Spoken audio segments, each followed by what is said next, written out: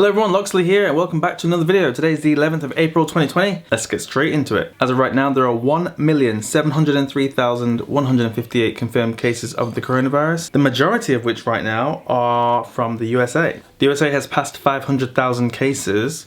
Yesterday added 33,752 confirmed cases. So it's adding so many cases per day. You know, the speed at which the USA is adding cases is heading straight for 1 million.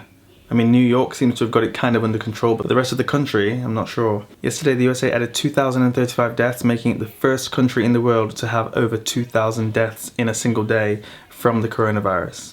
Next on the list for new cases yesterday was the UK with 8,681 new confirmed cases and 980 new deaths. So as predicted, the UK is on its way to over 1,000 cases per day, probably from today or tomorrow. Where will it end? What happens when we do get over the peak? If we just open everything back up and continue with life as normal, will that mean that there'll be another like round 2, second wave of the virus going around? It's so difficult. I feel like this entire year is just written off. Like 2020, just delete it from your calendar. Nothing's gonna happen this year, nothing good. Anyway, on to some stories now. So Easter weekend is coming up, and in many countries this is a holiday time, so a lot of people will be tempted to go out. In the UK, currently on a lockdown, so people are supposed to be staying at home, but with the warm weather predicted over the weekend, there's probably gonna be a lot of people that are tempted to just go out, go to the park, enjoy the sunshine, and enjoy Easter, really. But the test of the UK now is to just try and stay inside. Don't risk getting infected yourself or spreading the infection to more people. So we'll see. I'm gonna be watching the news to see, you know, if the UK manages to get through the Easter weekend without a resurgence in the virus. If anybody thinks that it's okay to slacken up when it's clear that although there are signs of the curve flattening, which is good news, and we shouldn't throw away that good work of flattening the curve, but it's still clear that the virus is spreading in the community, and we've got to make sure that we stop that. And so people really do need to stay at home this Easter weekend. Boris Johnson is out of the ICU. He came out yesterday, I think, and that's great news. It means he's making a good recovery, and hopefully soon we'll see him, you know, leading the country once again, taking charge of the coronavirus response. Some good news from Turkey. A 93-year-old woman was discharged from the hospital having recovered from the coronavirus. So she was 93 years old, showing that it is possible to be very old and make a full recovery from the coronavirus. I'm assuming that she didn't have the extreme version with pneumonia. I'm just going to assume that because I think pneumonia at 93 might be a little bit difficult to recover from, but that's good news nevertheless. She's out of the hospital. So maybe in Turkey they can share some of the secrets, let us know what they've been doing there and how they managed to help this woman get over the virus and get out. The other week, the USA put out a call for medical workers and doctors to come and work in the US, and a few countries around the world, including the Philippines, have put a temporary ban on their health workers from applying for jobs overseas, which makes complete sense. I understand it from a government point of view to stop the health workers, you know, being drained and going to other countries to help other countries fight the pandemic while their home countries are suffering. I understand that. But then at the same time, from the point of view of the health workers, what do you think? Health workers, should they be allowed to go and get jobs where they want? You need to think about it a little bit more than just, you know, escaping the pandemic.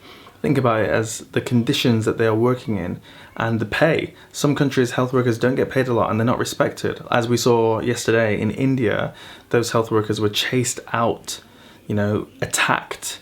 So it's not every country that being a health worker is some kind of respected job and people are gonna, you know, listen to you and treat you with respect. So I can understand why some of them would want to get out of their home countries.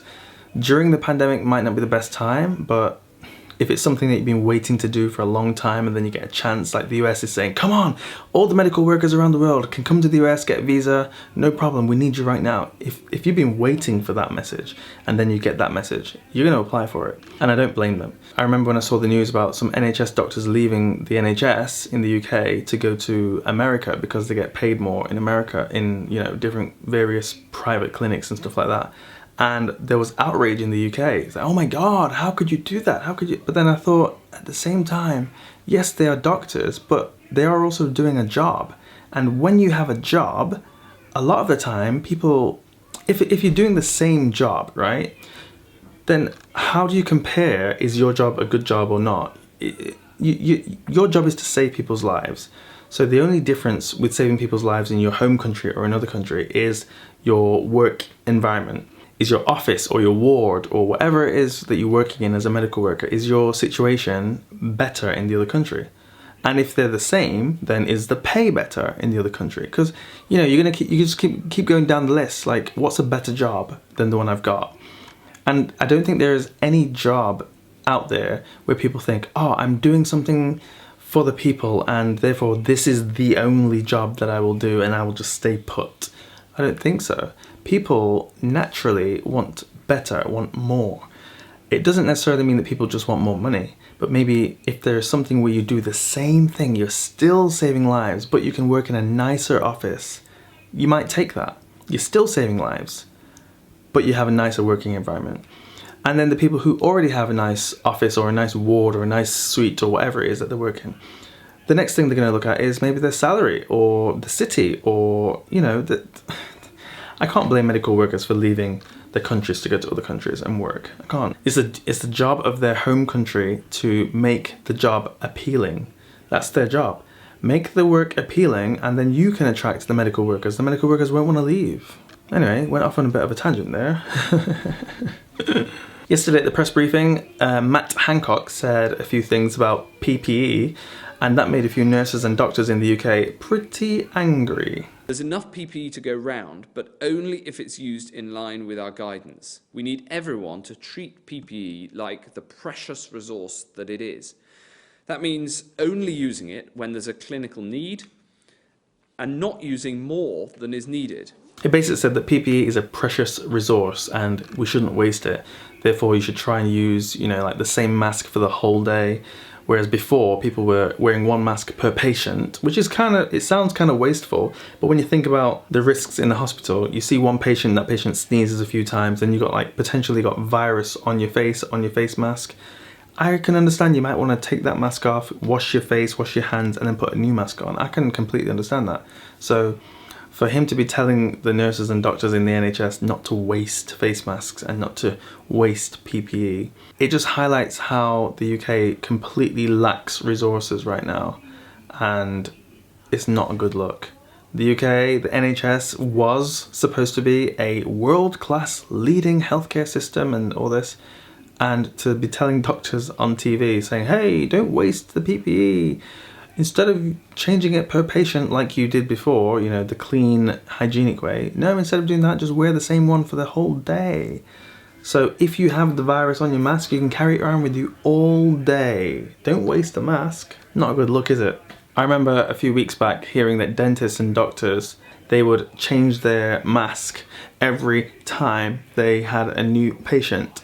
And they said that their supplies would have run out really quickly. So they're having to wear them for longer periods of time, which just means it's dirtier, right? I don't know. Anyway, what do you think about that? What do you think about the PPE situation in the UK or in your home country? Last thing I'll talk about is Louisiana. There is a church gathering for Easter expected this weekend, and over 2,000 people will be attending. Do you think that's the right time to be doing that? I can understand religious purposes, but there's a coronavirus crisis happening in the USA, and Louisiana wasn't Louisiana where they had the Mardi Gras parade right at the beginning of the outbreak? I'd have to check that, but I feel like Louisiana has come up before for having like a massive street party or something during the outbreak. One recent event that fits the outbreak perfectly, Mardi Gras, from parades to Bourbon Street. I think the timing definitely is right. This place was packed shoulder to shoulder with people from all over the world. The perfect petri dish for COVID-19. And 2,000 people at a church service, I wouldn't be there, but they think that Satan and the virus can't stop them. Well, get ready for an outbreak in Louisiana, because all it takes is one person to have the virus in those 2,000 people, just one person, and then suddenly you're gonna have hundreds infected.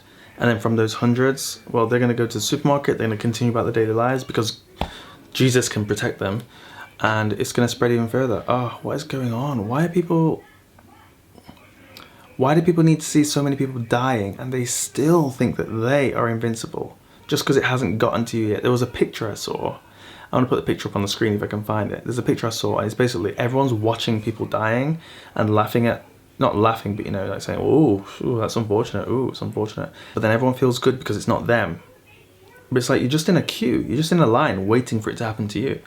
And the more you do, the more you expose yourself, the more chance there is of you being infected and potentially dying. I just don't get it. When this thing's under control, yeah, fine. Go ahead with your 2,000 people Easter service. But right now, not a good idea. Not a good idea. Anyway, I'm going to leave it right there. So that's all from me today. I'll be back again tomorrow. Don't forget to like, subscribe, leave me a comment down below. See you then. Bye.